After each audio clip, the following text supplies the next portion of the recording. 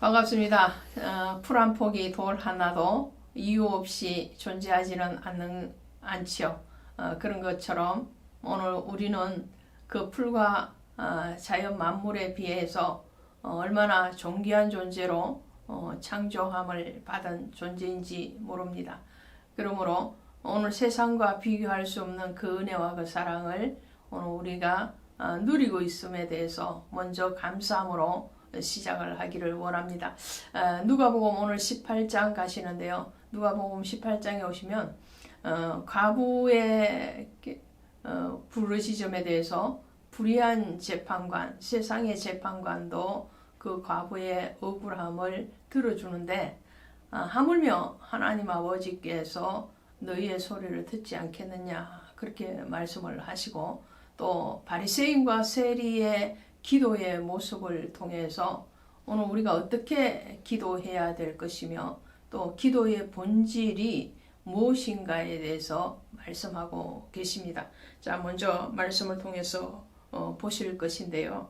18장 1절 보시면 예수께서 그들에게 항상 기도하고 낙심하지 말아야 할 것을 비유로 말씀하여 이르시되 이렇게 말씀하셨어요. 늘 비유를 통해서 우리에게 조금 더 실질적이고 그리고 깨달음이 빨리 올 수 있도록 하나님의 은혜의 한 방편으로 사용하시는 것을 보게 되죠.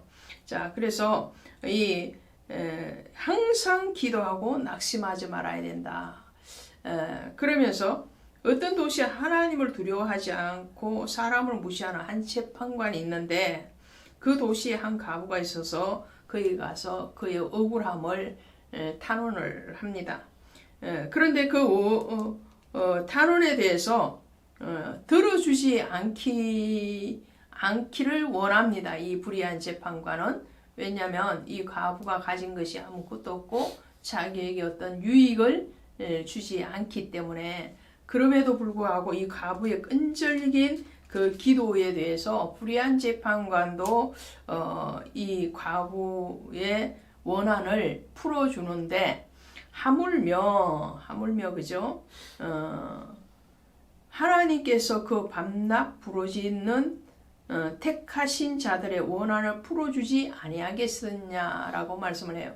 그러니까 기도의 자세, 기도의 본질, 거기에서 오늘 비유의 말씀을 통해서 하나 가지고 가야 될 것은 우리가 기도한다라는 것은 하나님의 때를 기다린다라는 거예요.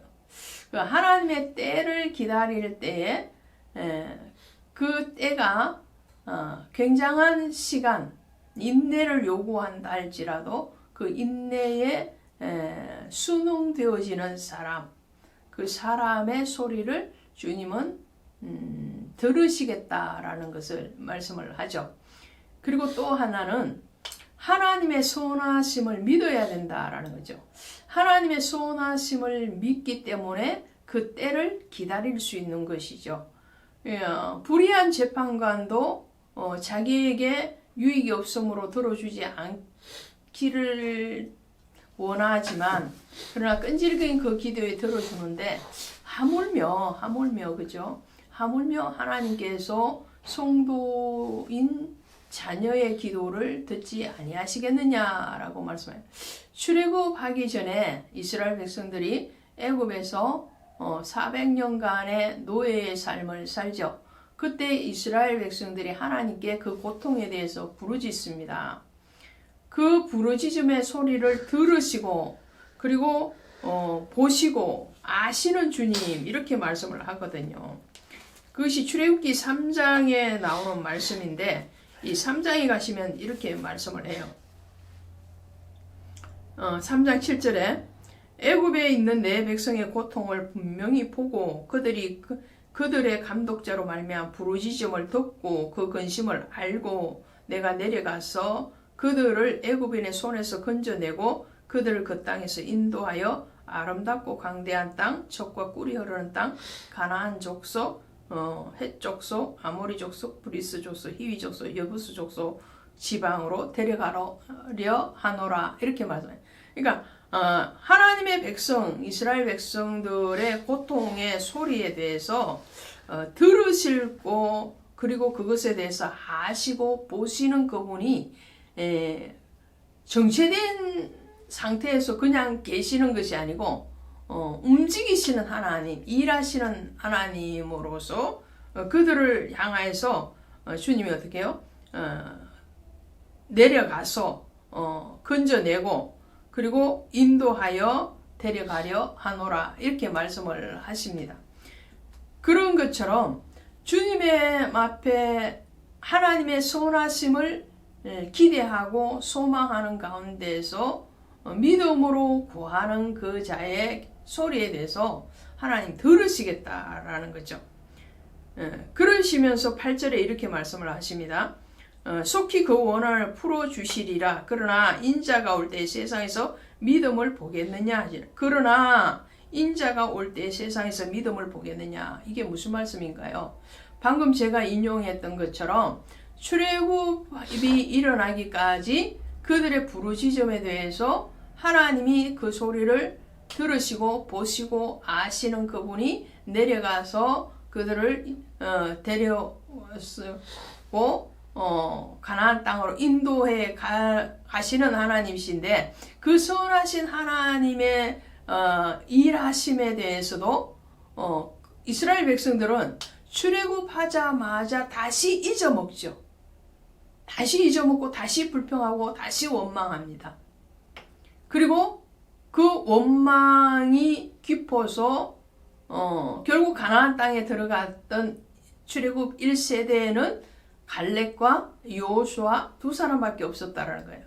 믿음의 지속력이 얼마만큼 중요한가, 그리고 은혜를 상실하지 않는 것, 은혜를 헛되이 받지 않는 것, 그것은 얼마만큼 더 견고한 믿음을 요청하는가에 대해서 말씀을 합니다.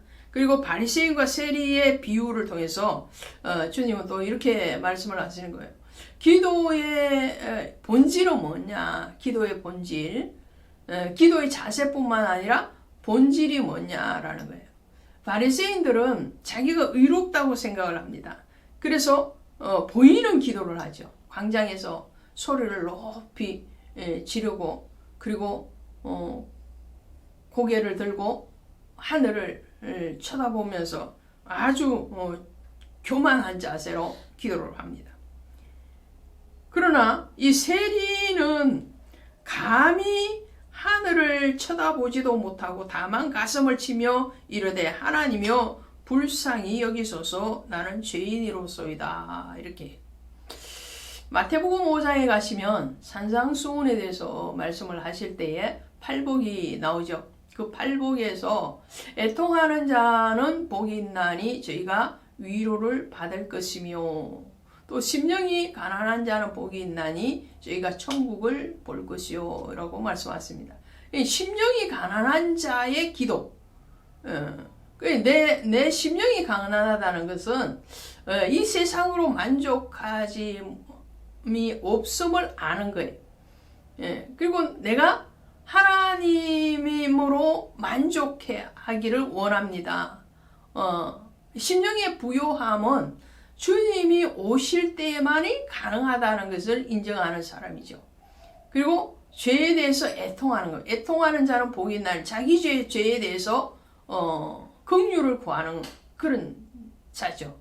오늘 바리새인은 의롭다, 자칭 의롭다 여기는 자예요. 그들이 정말 의로워서 의로운 것이 아니고 율법적인 행위의 어떤 공적을 가지고 그들은 자신을 의롭다고 여깁니다. 그러나 바리새인들은 정말 나는 죄인이로소이다. 가슴을 치는 그런 심령의 가난함, 그리고 애통, 죄에 대한 애통함을 가지고 주님 앞에 나갔을 때 주님이 누구의 기도를 들으시겠고 누구를 높여주시겠느냐라는 거예요.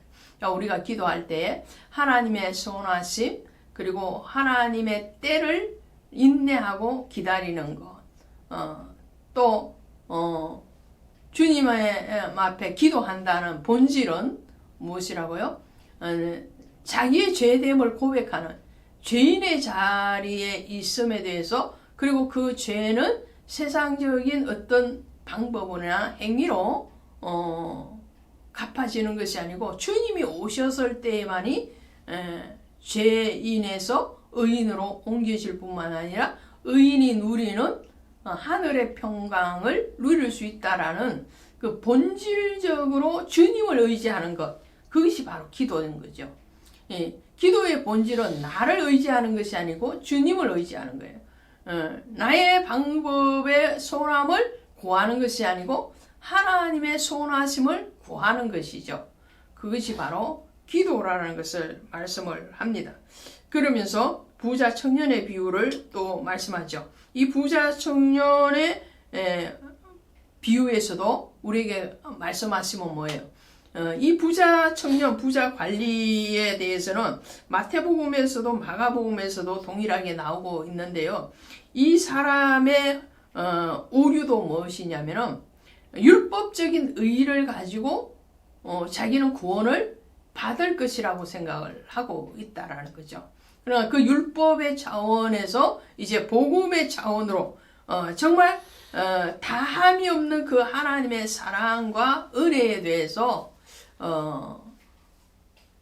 온전하게 순종함으로 나아갈 수 있는 그 단계의 믿음으로 이끄시기를 원하시는 그분의 말씀을 보게 됩니다. 또 31절부터는 죽음과 부활에 대해서 한 번 더 말씀을 하시고 맹인을 고쳐내시죠. 자, 죽음과 부활.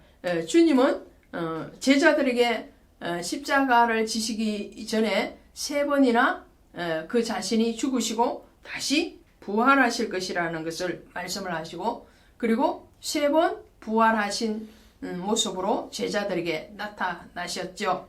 그 죽음과 부활은 예수님의 전생애에서 가장 중요한 메시지였고, 또 그 메시지는